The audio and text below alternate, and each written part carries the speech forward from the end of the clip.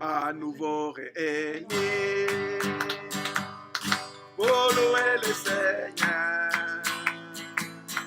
à nouveau réunis. Donc, bonjour à tous, que le Seigneur soit béni. Et on est encore ce matin, nous sommes l'église, donc l'Assemblée chrétienne Rameau d'Olivier qui est en Arles, donc Saint-Ambrois et Nîmes, et aussi Rodillan.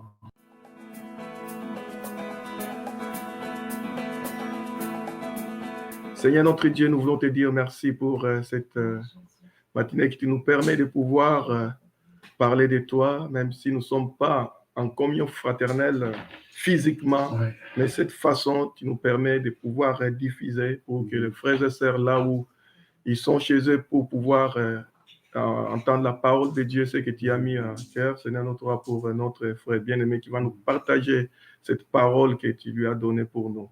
Je te loue, je te bénis, je te dis encore merci pour ce moment que tu nous as donné. Au nom de Jésus, Amen.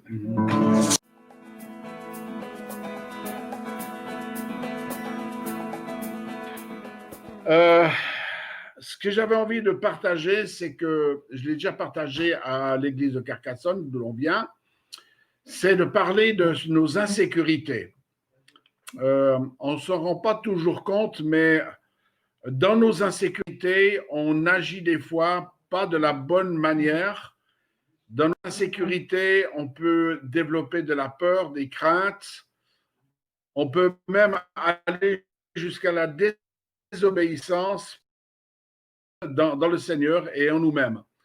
Et le confinement qu'on a eu pendant près de 3 mois a accéléré ou nous a poussé dans les retranchements de nos insécurités. C'est-à-dire, comme la vie, nos habitudes ont été bouleversées, changées, on a développé une sorte de défense à tout ça.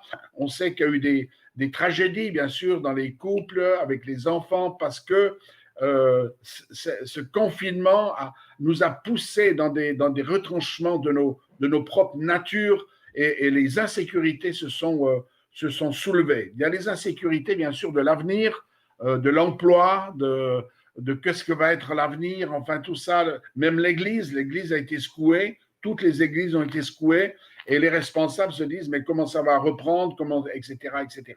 Donc les insécurités se lèvent. Et j'aimerais dire que c'est quelque chose qui est normal. Tous les hommes de Dieu, peu importe lesquels sont arrivés au service du Seigneur, se sont retrouvés devant leurs insécurités. Donc, il faut juste reconnaître que nous sommes des êtres humains avec ce que nous sommes, avec notre enfance, avec ce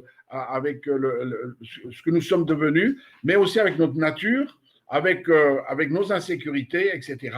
Et il faut juste les reconnaître pour pouvoir mieux les régler dans nos vies.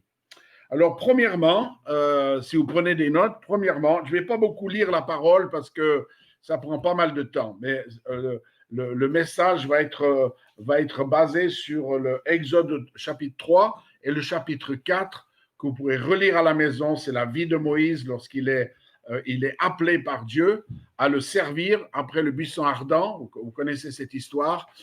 Dieu l'appelle à retourner en Égypte pour lever son peuple. Mais ça n'a pas été chose facile pour Moïse et on va le voir pourquoi. Et comme pour nous, ça ne va pas être facile non plus d'obéir au Seigneur dans certaines choses qu'il va nous dire.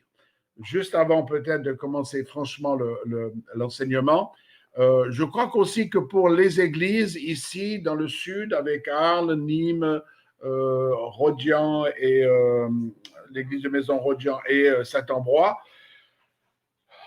il y a des changements qui vont venir. Et il y a des projets qui vont venir, il y a des choses nouvelles qui vont se développer. Et il faut le savoir que chaque fois qu'on rentre dans des changements, il y a de l'insécurité.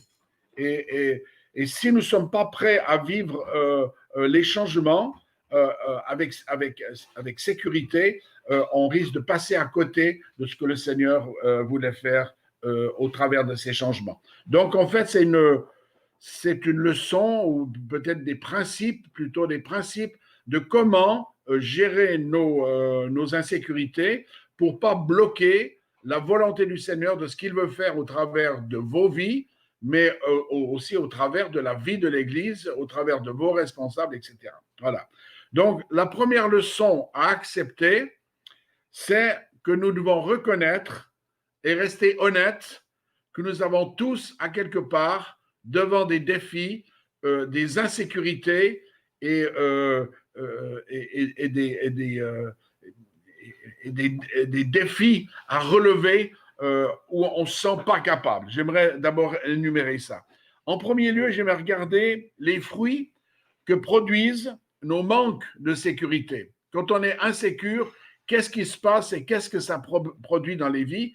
C'est principalement pour ceux qui ont des postes de responsabilité, mais aussi pour tous ceux qui voudraient s'engager dans une responsabilité de l'Église ou autre et qui n'osent pas parce que justement les insécurités sont là et ils ne veulent pas aller plus loin. Donc c'est un peu ça. La première chose, c'est quelqu'un qui est indécis, c'est quelqu'un qui est irrésolu.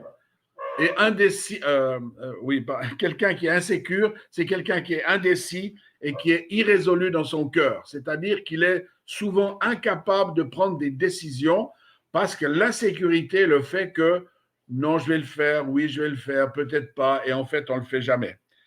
Alors, ces insécurités se développent dans notre travail, là où on est. Des fois, on est insécure, on fait mal le travail parce qu'on est dans une insécurité de ce que le patron nous demande. Donc, on ne prend pas trop de responsabilités. Dans la famille, on voit ça, par exemple, des pères qui ne prennent pas leurs responsabilités ou leur place de père ou d'autorité dans la famille, etc. On voit ces choses-là. Et puis aussi dans l'Église. Dans l'Église, on a beaucoup de gens qui, à cause de leur insécurité ou leur sentiment d'incapacité, ne prennent pas au sérieux les dons et les appels que Dieu leur donne. Le fruit que produit l'insécurité, souvent, c'est la tendance soit au contrôle, c'est-à-dire on force notre autorité parce qu'on est insécure, alors on commande. Et ça, c'est du contrôle et ça, c'est pas bon. Mais pas c'est dicté par une insécurité intérieure et donc on impose les choses si on est en poste de responsabilité. Et puis il y a l'autoritarisme et ça existe dans les familles, des pères qui sont autoritaires, même des mères peuvent être autoritaires. Dans le travail aussi, on a des gens qui sont très autoritaires et souvent sont simplement des fruits d'une insécurité intérieure chez l'homme ou la femme qui porte ça. Si je vous parle de ça, c'est parce qu'il y a pas très longtemps en arrière, peut-être quelques années, peut-être 5-6 ans, je me suis retrouvé moi-même, donc j'avais 65 ans, oui, j'étais pas jeune, et puis le Seigneur est en train de me mettre le doigt sur mes réactions.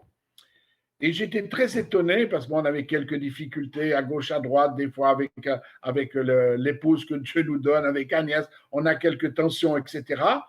Et j'ai remarqué que mon attitude intérieure, c'était le mutisme, c'est-à-dire on boude. Ceux qui boudent, c'est les enfants. Hein? Donc, je me suis retrouvé un peu comme un enfant. Je me suis dit, tiens, ça ne va pas, je boude. Donc, je ferme ma bouche pendant 3 jours, je ne dis plus rien parce que je boude. Donc, ça, c'est un signe d'insécurité.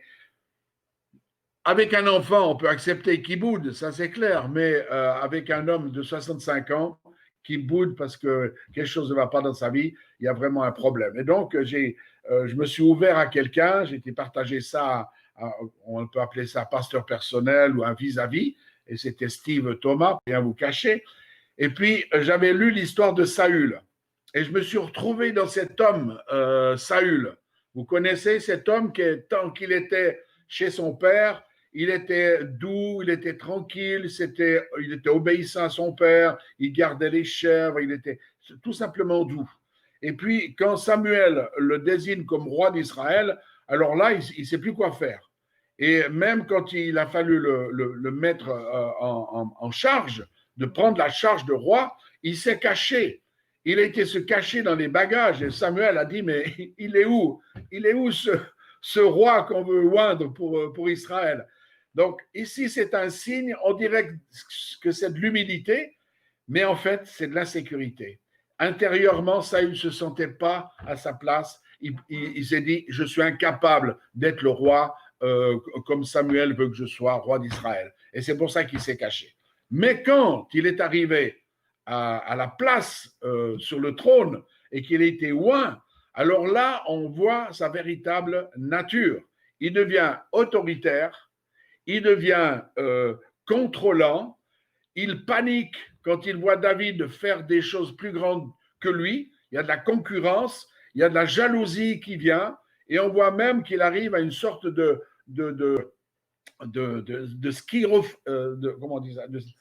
schizophrénie, merci, schizophrénie dans sa tête, en disant oh mon fils David, et puis droit après il voulait le tuer avec un javelot. Vous voyez, donc l'insécurité, cet homme était vraiment dans l'insécurité et il n'a pas géré ça. Et il a fini très, très tristement, quoi, hein. Donc, moi, je me suis retrouvé dans un peu ce schéma dans ma vie et je me suis ouvert à quelqu'un. On a prié ensemble, j'ai travaillé là-dessus et les choses ont changé parce que Dieu ne veut pas qu'on reste dans notre insécurité, mais il veut qu'on change et qu'on prenne des responsabilités. Surtout les hommes dans l'Église, je trouve qu'ils négligent. Ils se trouvent bien dans leur rôle, dans leur travail, parce qu'ils se sentent honorés dans leur travail, parce qu'ils savent comment faire, ça les sécurise, parce qu'ils savent comment faire, mais le travail de Dieu, qui peut prétendre savoir faire le travail de Dieu? On ne sait pas faire le travail de Dieu. Et ça, il faut l'apprendre. C'est sur le terrain et il faut prendre des responsabilités. C'est ce qu'on va voir avec la situation de Moïse et son appel. Alors, on a souvent un manque de confiance aux autres. Quand on est d'insécurité, on croit que les autres sont incapables de le faire parce que nous, on pense qu'on est incapable de le faire. Donc, on a un manque de confiance. Quand on travaille en équipe, on ne fait pas confiance à l'autre. Et ça, c'est terrible dans un travail d'équipe, que ce soit dans une église, peu importe où. Quand on n'a pas confiance aux autres, ça, c'est un gros problème d'insécurité. Qu'est-ce que j'ai noté encore? Il y a une recherche aussi d'approbation. C'est-à-dire quand vous vous sentez insécurisé et que vous faites quelque chose, vous voulez toujours savoir si ce que vous avez fait, c'était bien. Donc, vous cherchez l'approbation pour essayer de rassurer votre insécurité intérieure. Et ça, c'est pas bon. Parce qu'on n'obéit pas au Seigneur selon les autres, on obéit au Seigneur parce que Dieu nous a appelés et pas simplement à faire comme les autres font. Donc, on a des difficultés dans une équipe, on se compare aux autres parce qu'on a dans une équipe, on a des dons différents. Donc, tel et tel aura une sensibilité prophétique, d'autres très forts dans l'intercession, etc. Et nous, on est moins comme ça. Donc, on se compare. Ah oui, il faut que je prie plus, il faut que je prie plus, il faut que je... Donc, il y a une compétition qui est malsaine quand dans une équipe, il y a de l'insécurité. Je vous dis tout ça parce que moi, j'y ai passé et j'ai dû travailler ces choses pour que ça change autour de moi, parce que ce n'est pas les autres qui doivent changer dans tout ça, c'est moi premièrement qui dois changer. On n'attend pas que les autres changent, c'est nous en premier qui changeons. On a tendance au légalisme, c'est-à-dire que le légalisme, ça nous sécurise. Vous voyez ce que je veux dire? Si on est insécure intérieur, on va se mettre des règles dans notre vie. Et ça, c'est bon quand tu es enfant, tu mets des règles aux enfants, mais à un moment donné, il faut être adulte et il faut que ces règles s'enlèvent pour que l'homme adulte ou la femme adulte puisse entrer dans quelque chose qui ne le limite pas. Mais ce qu'on s'aperçoit dans l'Église, c'est qu'on a beaucoup de gens qui sont dans l'insécurité et qui vont chercher des règles de vie qui vont les rassurer intérieurement. Ça, c'est du légalisme. Il ne faut pas le comparer ou le mélanger avec la discipline. Dans l'Église, on a de la discipline, et ça, ce n'est pas du légalisme. Mais le légalisme, c'est justement des choses qu'on met en place dans notre vie pour donner une sécurité. Ah, j'ai jeûné une fois par semaine. Oh, ça, c'est bien. Ça, c'est spirituel. Et ça donne. Je ne dis pas qu'il ne faut pas jeûner. Mais si on le fait juste pour rassurer d'avoir une approbation de Dieu sur nos vies, ça c'est faux. Parce que Dieu nous aime tel que nous sommes. La grâce de Dieu est là pour quiconque comme nous sommes. Si nous jeûnons, c'est parce qu'on veut développer notre relation avec le Seigneur. On veut mettre un jour à part pour être avec le Seigneur. Et c'est tout. C'est pas pour chercher une sécurité intérieure. OK? Ce qui se passe aussi quand quelqu'un est dans l'insécurité, c'est qu'il va chercher des gens pour se rassurer. C'est-à-dire que ça va créer des clans dans les églises, dans des clubs sportifs, dans n'importe où. Vous allez voir des gens qui essayent de se rassembler en clans à 2, 3, et puis qui discutent entre eux pour dire oui, c'est parce que ça rassure. C'est parce qu'on est dans l'insécurité, on cherche des gens qui pensent comme nous. Et quand vous avez dans l'église des gens qui sont rebelles, ils vont toujours trouver des gens dans l'église qui sont rebelles. Des gens qui sont dans l'amertume vont toujours trouver des gens dans l'amertume pour discuter de ça parce que ça les rassure. Voilà. OK. Alors, aussi, une chose qu'il faut accepter, c'est que nous avons des bonnes raisons de manquer d'assurance. Pourquoi? Parce que, je vous dis, pour servir le Seigneur, il n'y a pas d'études. On a des études pour comprendre la théologie, etc. Mais c'est la relation avec le Seigneur qui va nous donner une sécurité. Donc, tant qu'on n'a pas cette relation intime et forte avec le Seigneur, automatiquement, on va avoir de l'insécurité pour marcher d'un côté, pour obéir à l'autre, enfin, etc. Donc, il faut accepter tout simplement qu'il y a des moyens et il y a des raisons de manquer d'assurance. Et j'aimerais juste vous en citer quelques-unes. Alors, déjà, nous sommes devant des situations, je parle en tant que d'église, devant des tâches qui nous paraissent impossibles, nous, à réaliser. La première fois qu'on m'a demandé de prêcher dans la rue, je tremblais comme une feuille au vent, j'avais des boules dans le ventre, je ne savais pas ce que j'allais dire, je me sentais carrément incapable de prêcher dans la rue. Mais heureusement, on m'a donné la possibilité de le faire. Et quand je l'ai fait, alors j'ai fait des erreurs. Et il y a des gens derrière qui m'ont dit, bon, c'était bien, mais ceci, tu n'aurais pas dû le faire comme ci ou comme ça. Donc, j'ai été éduqué, mais j'ai affronté mon insécurité et je pensais être insécure là-dedans. Donc, il faut faire les choses, se laisser reprendre en disant, bah oui, là, je me suis planté, ok, mais dans ce que tu t'es planté, tu vas augmenter les choses dans le service de Dieu. Donc, il faut assumer tout ça. On prend des tâches. C'est ce que je disais au conseil d'église, ou je ne sais plus à qui, parce qu'il disait, oh, mais tu diriges bien l'équipe. Enfin, je lui ai dit, mais écoute, ça fait 40 ans quand même que je marche avec le Seigneur. Donc, en 40 ans, tu as le temps d'apprendre les choses. Et j'en ai appris les choses. Alors, si je suis là maintenant et je suis loin d'être parfait, mais quand même, pendant 40 ans, j'ai marché avec le Seigneur et aussi avec des gens qui ont su me corriger et me guider dans ma vie. Mais j'étais insécure.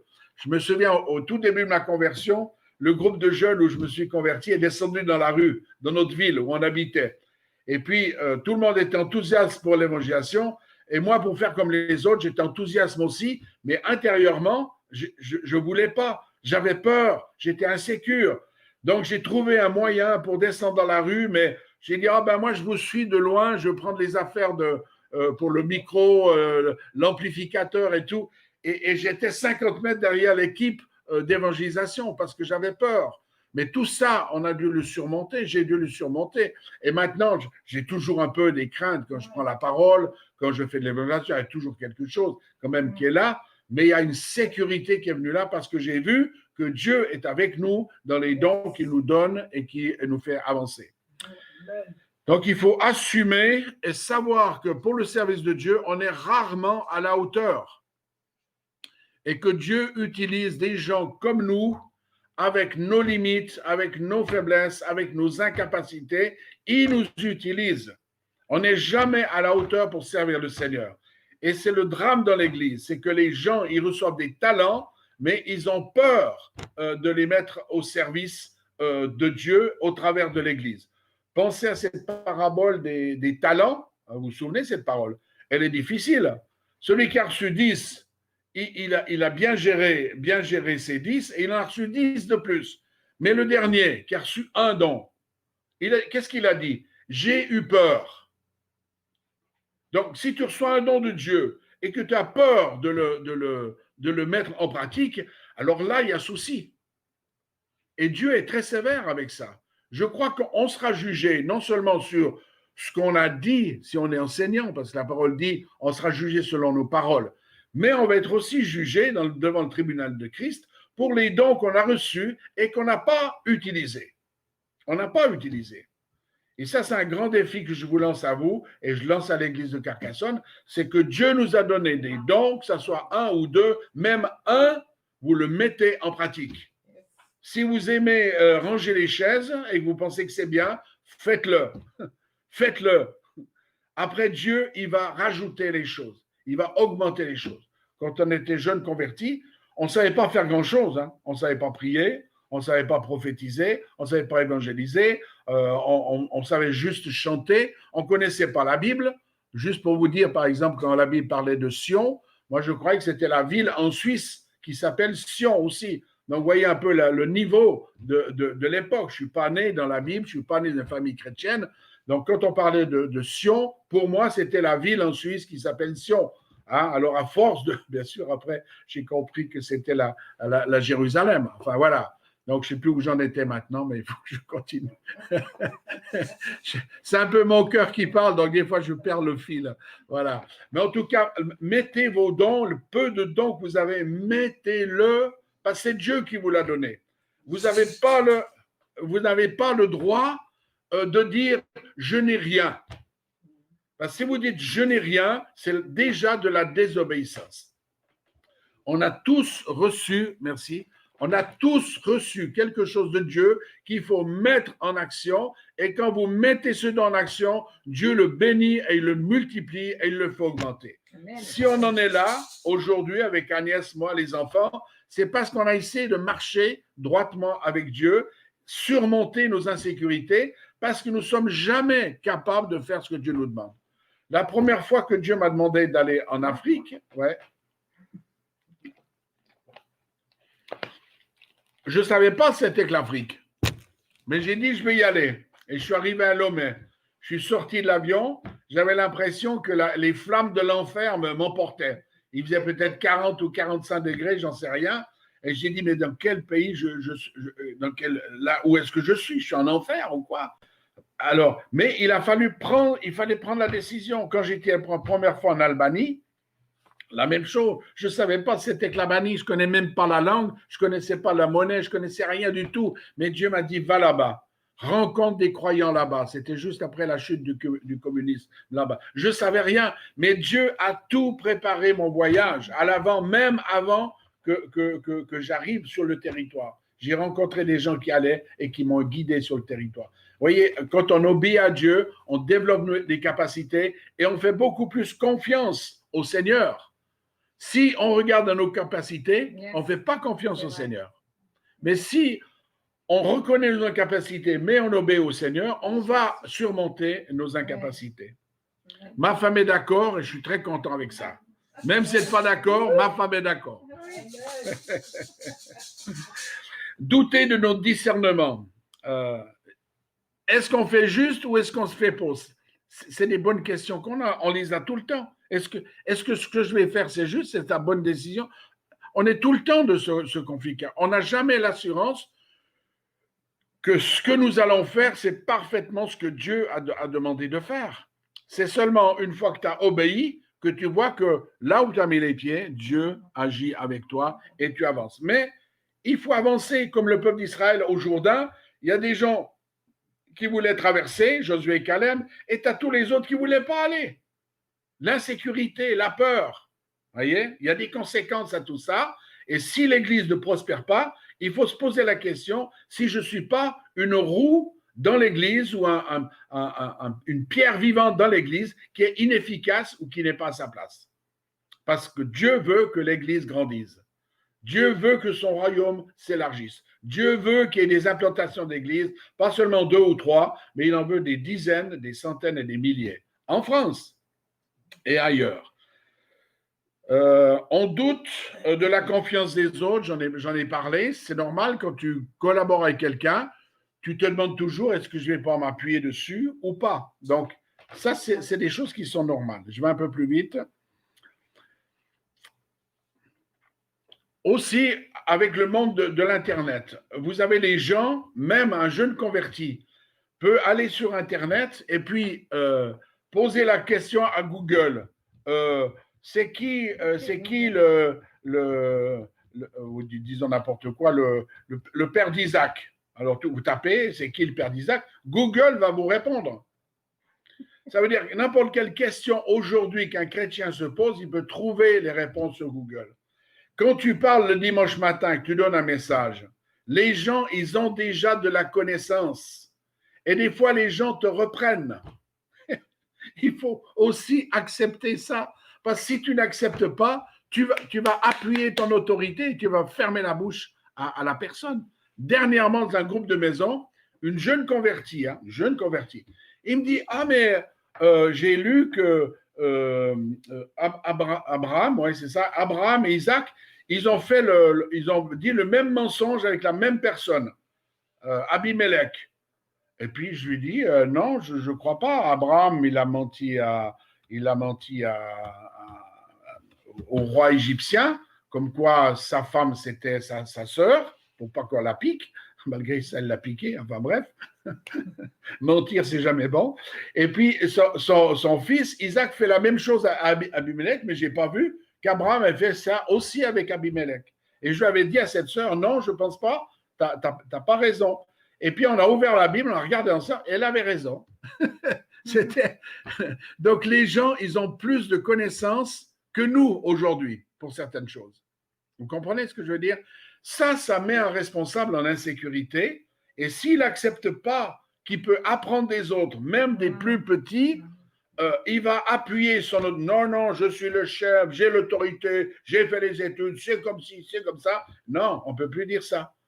Il faut plutôt leur dire, tiens, où est-ce que tu as vu ceci? Où est-ce que tu as vu cela? Etc.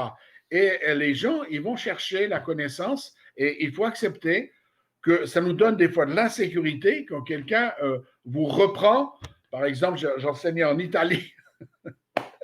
Je rigole parce que je vis mes histoires. J'étais en Italie et je parlais sur la langue. Et puis, je prends l'exemple de Jacques, etc. Et puis, je dis, et puis comme Jacques qui dit, avant de parler, il faut tourner sa langue 7 fois dans la bouche. Ah bon? Après la prédication, un gars de l'église vient, mais il me dit, où c'est que tu as vu dans la Bible qu'il faut aller tourner 7 fois sa langue? Je dis, mais c'est dans Jacques, c'est dans Jacques. J'étais persuadé que c'était dans... Bon, allons regarder dans Jacques, et il n'y avait pas ça. Donc, bien sûr, on dit ça, ça voulait bien dire, ça voulait dire, c'était pas un faux enseignement, mais il ne faut pas dire, j'ai vu ça dans la Bible, Jacques l'a dit. Non, Jacques n'a pas dit. Il y a Jacques a dit, Jacques n'a pas dit. Non. Alors, des trucs comme ça. Une fois, j'étais en Corse et je parlais sur la révélation qu'a eu l'apôtre qui est devenu l'apôtre Paul, donc Saul, sur le chemin de Damas. Et puis, je dis, voyez, il a eu une révélation tellement forte, la lumière est tellement forte qu'il est tombé de son cheval. Ah bon? Tombé de son... Pourquoi? Parce qu'on voit dans les églises l'apôtre Paul sur un cheval et il tombe. Mais il n'y a pas ça dans la Bible. Donc les gens sont venus me voir et on dit, mais Jean, c'est sympa tout ce que tu as dit, mais est-ce qu'il était sur un cheval ou pas? Je dis, mais bien sûr qu'il était sur un cheval. J'étais persuadé que c'était dans la Bible. Et puis il dit, regardons ensemble. Et il n'y avait pas de cheval. Il n'y a pas de cheval. Vous comprenez? Donc, il faut accepter que les gens en savent plus que vous. Amen? Amen. Et que vous avez besoin d'être instruit et encouragé par les autres quand vous dites des bêtises et pas vous offusquer. OK. Manque de connaissances, etc. Non, je suis toujours là, excusez-moi. Il y a des gens aussi qui sont plus doués que nous pour parler, chercher des enseignements, pour diriger une église, pour administrer des comptes, peu importe, il y a toujours des gens qui sont plus doués que vous. Et un responsable doit reconnaître ça. Toi, tu es plus doué que moi, là-dedans, fais-le, s'il te plaît. Mais par contre, tu dois reconnaître où tu es doué. Mais tu vas toujours rencontrer des gens qui vont être plus doués que toi. Et si tu as un sentiment d'insécurité en toi, tu vas te comparer à cette personne. Et ça, c'est de la jalousie.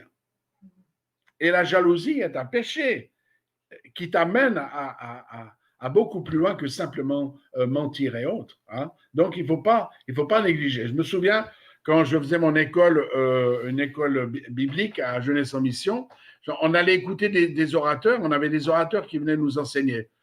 Et moi, parce que j'étais très, très insécure, ou je ne sais pas exactement, aussi le rejet avec l'insécurité, ça va très bien, ça va très bien de pair. Dans mon cœur, je dis oui, mais ce qu'il dit, je pourrais le dire. Tu vois? Ah ouais, mais pourquoi tout le monde l'applaudit quand il finit une phrase? Ce qu'il a dit, je peux le dire. Qu'est-ce que c'est ce sentiment, cet esprit qui se développe en nous? Eh bien, c'est l'insécurité, c'est la comparaison. On veut que les gens nous regardent nous et voilà, on est dans l'insécurité.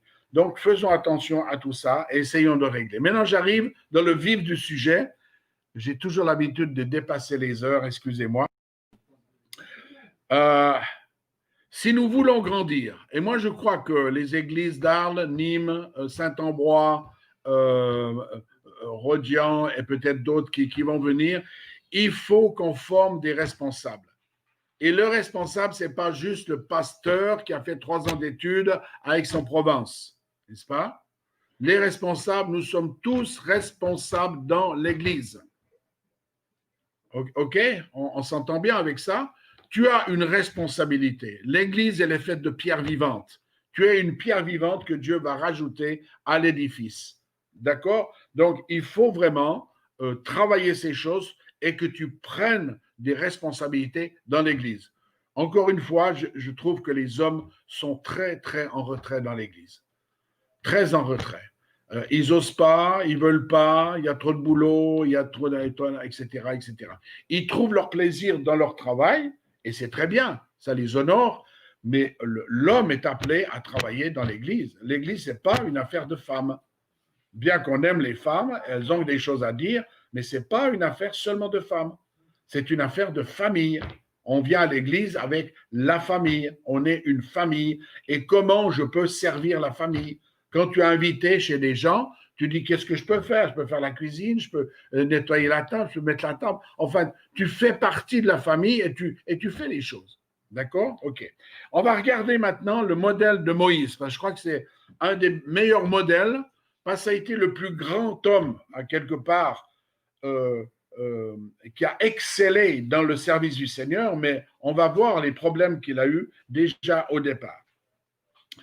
Et si on lit Exode 3 et 4, que vous prendrez le temps, vous allez relever 4 domaines où il a dû se battre avec Dieu dans ce domaine d'insécurité et incapacité. Déjà, son image de soi, au début du chapitre 3. Il dit, il a rencontré Dieu dans le buisson ardent et Dieu lui dit, je vais t'utiliser, je vais faire de toi quelqu'un. Et Moïse, dans son insécurité et son esprit de rejet, lui dit, qui suis-je? Qui suis-je? Ça, c'est déjà, si vous ne savez pas qui vous êtes en Christ, c'est déjà un blocage pour le service.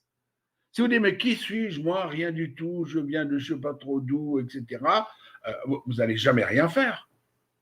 Nous sommes enfants de Dieu, notre identité est en Christ, la puissance de Dieu est en nous par le Saint-Esprit. Comment on va dire qui suis-je? Qui suis-je? Je suis enfant de Dieu. Il faut que vous ayez une réponse à ça. À l'image de celui qui l'appelle, je suis. Dieu répond, il répond, je suis celui qui suis. Dieu, il sait au moins qui il est. Ça nous rassure. Mais nous, on doit aussi savoir qui nous sommes.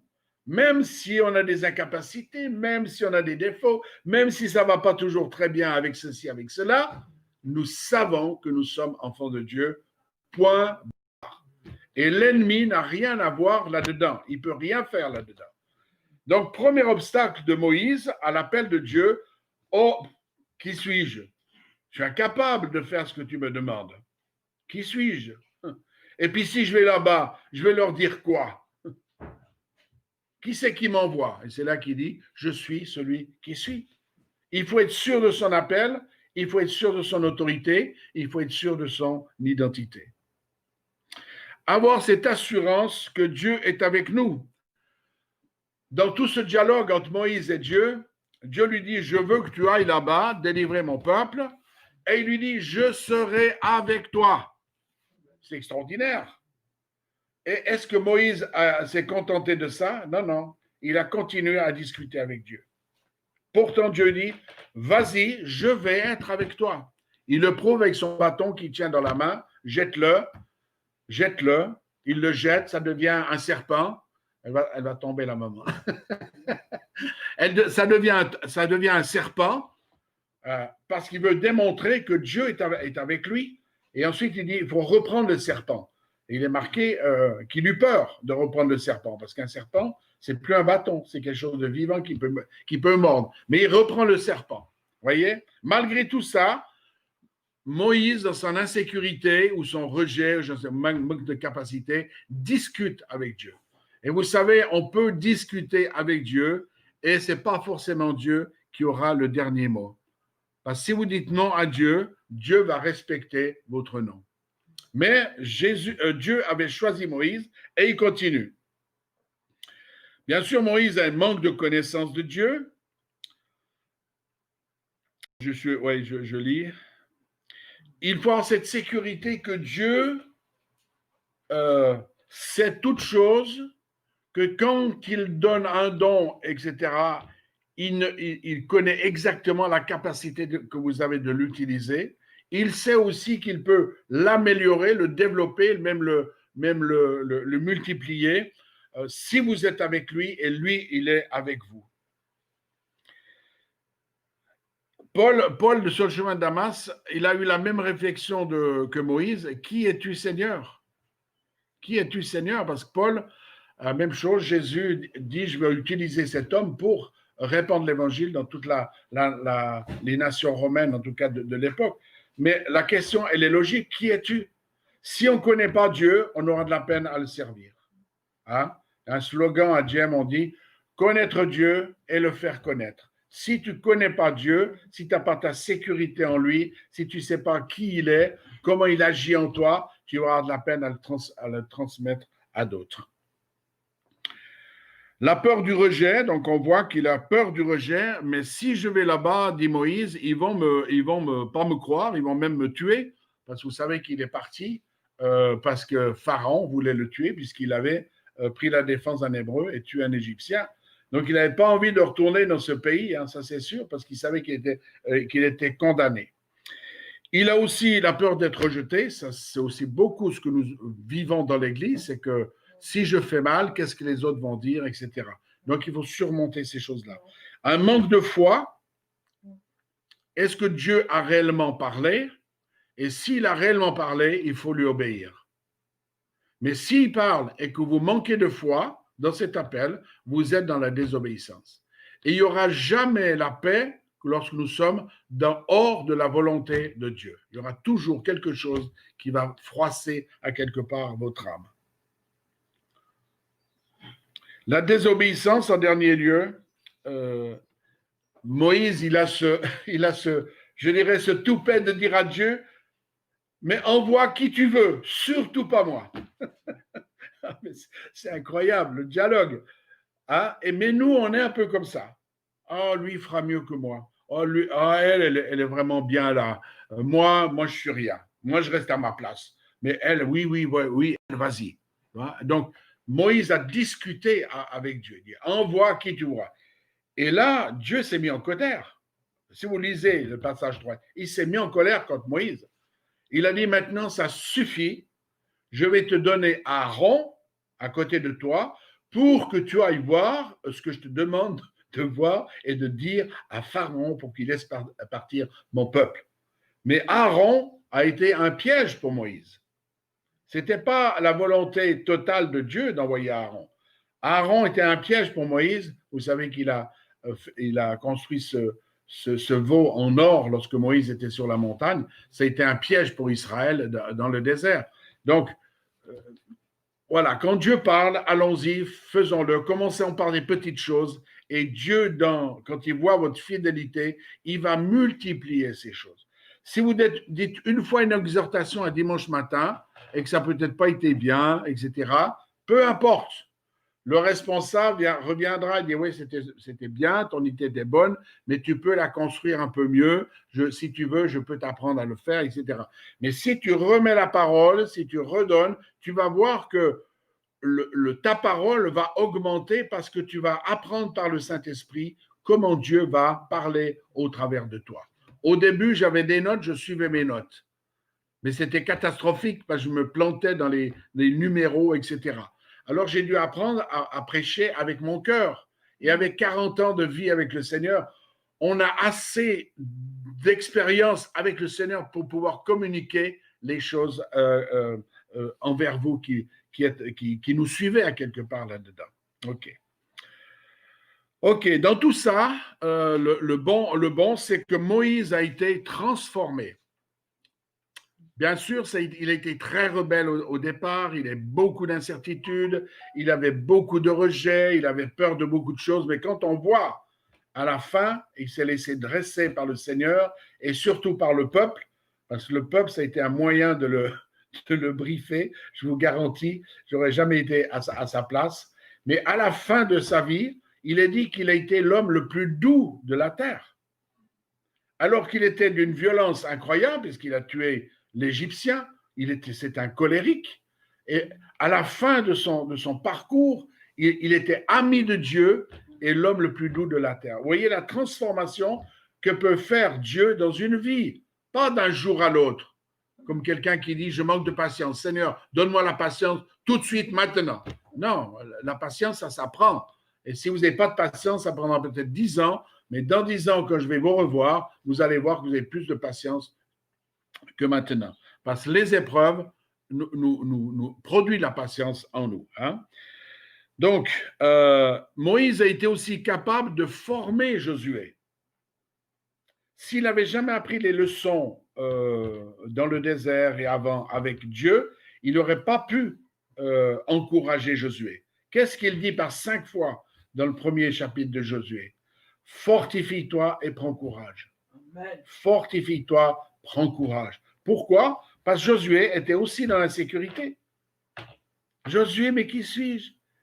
Moïse, oui, il est bien, Moïse, lui, il peut le faire. Mais moi, qui suis-je? Il avait besoin d'encouragement. Et donc, fortifie-toi et prends courage. Je n'ai pas le temps d'expliquer dans quoi, mais en tout cas, il y a dans la parole.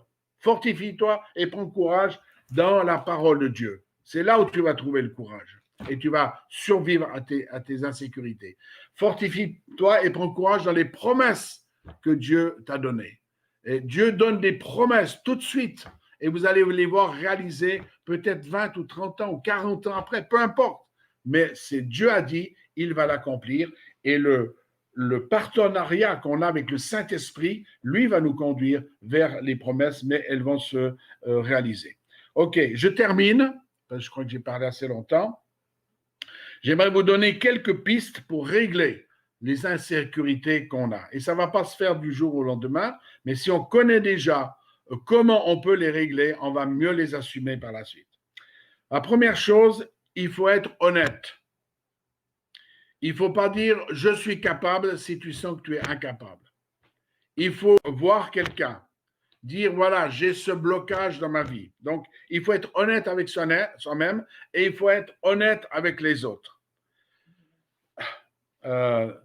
Nathan a été reprendre David. Vous vous souvenez avec l'histoire de Bathsheba. Comment Nathan reprend David? David était roi. Il avait droit de vie et de mort sur Nathan. C'est-à-dire, si Nathan ne plaisait pas à David, c'était un coup de claque de doigt et puis Nathan était liquidé. Donc Nathan était très sage, il a expliqué une histoire. Voilà l'histoire. Parce qu'il savait que David, c'est un homme qui était droit. Et il a dit, mais cet homme-là, il ne devrait pas vivre. Va me le chercher et règle cette histoire tout de suite.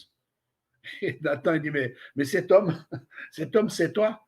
Donc, on a besoin d'avoir des gens devant nous, parce que des fois, nous, on croit se connaître, mais on ne se connaît pas. Nathan ne s'est pas reconnu dans cette histoire. C'est Nathan, David s'est pas reconnu, mais Nathan a dû lui dire, cet homme, c'est toi. Et il nous faut des gens qui puissent nous dire, cet homme, c'est toi. Qu'est-ce que les autres voient en toi? Il faut avoir assez un cœur ouvert, assez humble pour dire, écoute, ça fait 3 ans, 4 ans que je travaille avec toi, qu'est-ce que tu vois en moi? Que tu sois responsable ou pas. Et des fois, c'est les petits qui te reprennent. À un moment donné, dans ma vie, on était dans le nord de la France, et j'ai dit, j'ai besoin de gens qui parlent dans ma vie. Donc, j'avais des hommes, 2, 3 personnes comme ça qui pouvaient parler, j'avais donné le droit de parler dans ma vie, s'ils voient quelque chose qui n'est pas bien, qu'ils viennent le dire. Et puis, je ne sais pas si c'est Agnès qui m'a dit, ouais, c'est bien les hommes, mais tu n'as personne pour, t'as pas de femme pour te dire ce qui ne va pas. Je pense qu'elle pensait à quelque chose pour elle-même, etc. Donc j'ai dit, tiens, je vais donner à une sœur que je connaissais bien et qu'on s'aime bien, elle vit toujours, elle est loin, mais enfin voilà. Et je lui ai dit, c'était Wendy, je peux le dire. Je peux le dire, je dis, Wendy, est-ce que toi qui as un peu la sensibilité féminine, est-ce que tu pourrais me dire un peu mon comportement vis-à-vis d'Agnès ou vis-à-vis des autres dames dans l'église, etc. Est-ce que c'est un comportement qui ne va pas? Est-ce que tu peux me le dire? Eh bien, moi, je vais vous dire qu'elle n'a pas manqué le coup. Hein. Je crois, un jour ou 2 jours après, elle me dit, Jean, je peux te voir? Elle dit, bien sûr. Et je savais que c'était la correction. Mais à salut. Parce qu'elle m'a dit, Jean, tu m'as donné le droit de parler. Parce que souvent, les gens, ils ont peur des responsables. C'est pour ça qu'ils ne vont pas les voir. Donc, il faut que ce soit les responsables qui donnent la permission aux gens. J'aimerais que tu parles dans ma vie. Parce que les gens, ils ne viennent pas te voir parce qu'ils ont peur du responsable. C'est normal. Donc, cette femme, Wendy, vient me voir. Elle me dit, Jean, ok, tu sais bien que je t'aime bien, on est amis, etc. Mais ton comportement vis-à-vis de ton épouse, des fois, il est vraiment limite. Il n'y a pas beaucoup de respect, etc. Et ça a été comme une gifle pour moi, parce que venant d'une femme en plus, etc., c'était dur à avaler, mais j'ai dû travailler sur mon comportement avec mon épouse, parce que j'avais pris des habitudes. Je me suis converti à 25 ans, et j'avais des affaires à régler avec les femmes.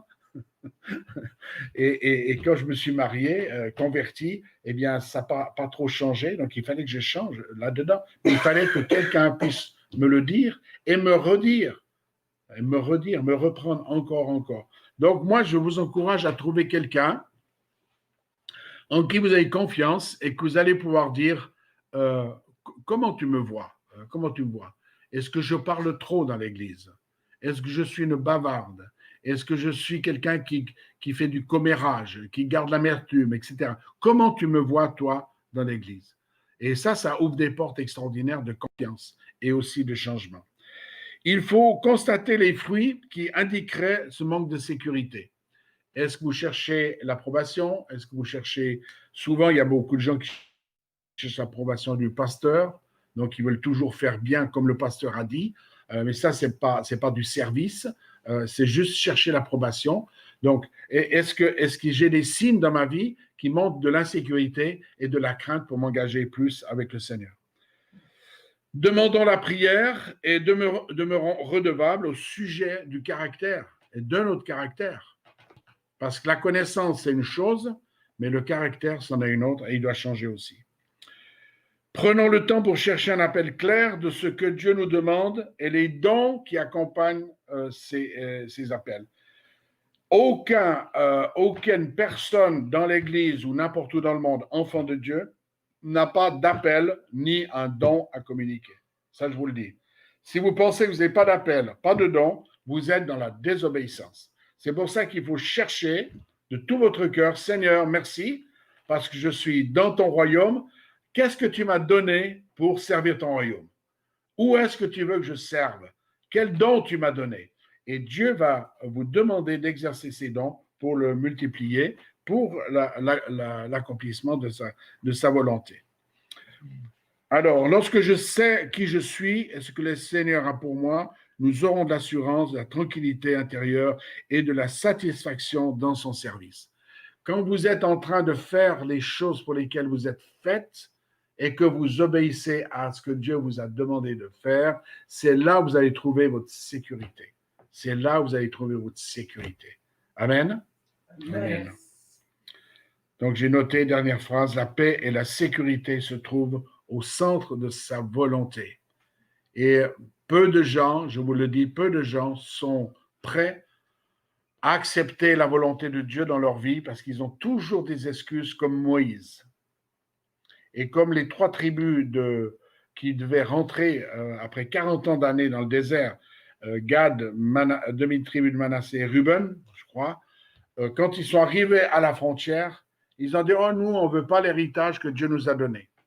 On veut rester en ça parce que l'herbe est bonne pour nos troupeaux, on va pouvoir construire nos maisons, tout ça, c'est bien. Ça a été une grosse discussion avec Josué, avec même Dieu qui est intervenu, mais on peut renoncer à l'appel ou l'héritage que Dieu nous demande de rentrer. Et tout cet enseignement est là pour vous aider à comprendre quel est vos dons, votre appel, afin que vous obéissiez totalement au Seigneur et ne plus vous occuper de ce qui peut dépendre de l'un, de l'autre, etc. Amen. Merci Seigneur parce que nous avons cette assurance que tu nous as créés pour ta gloire. Tu as fait de nous des sacrificateurs, des prêtres, selon l'ordre de Melchisédek, c'est-à-dire pour l'éternité. Seigneur, merci parce que tu nous as aussi placés sur cette terre comme lumière et sel de la terre. Tu as bâti ton Église dont nous faisons partie et tu l'as fait grandir sur la surface de la terre. Seigneur, nous voulons te demander pardon pour toutes les fois où nous avons discuté avec toi, où on s'est dit, mais si je commence à faire ceci dans l'Église, ça va prendre tout mon temps, ou de dire, ben moi, je ne vais pas pouvoir le faire parce que je suis incapable, j'ai rien, je ne sais pas quoi faire, etc. Seigneur, pardon, parce que c'est toi que nous injurions, parce que tu habites en nous et tu as tout le pouvoir en nous, et tu vas nous utiliser comme tu as utilisé Moïse. Alors Seigneur, ce matin, je te prie que dans nos cœurs, et je prie que dans vos cœurs personnels, vous décidiez, Seigneur Jésus, je veux faire ta volonté, je veux obéir à ta voix. Je te prie cela au nom puissant de Jésus-Christ. Que le Seigneur vraiment vous bénisse et vous renouvelle, et à la prochaine, j'espère, physiquement. Merci de m'avoir écouté. Amen.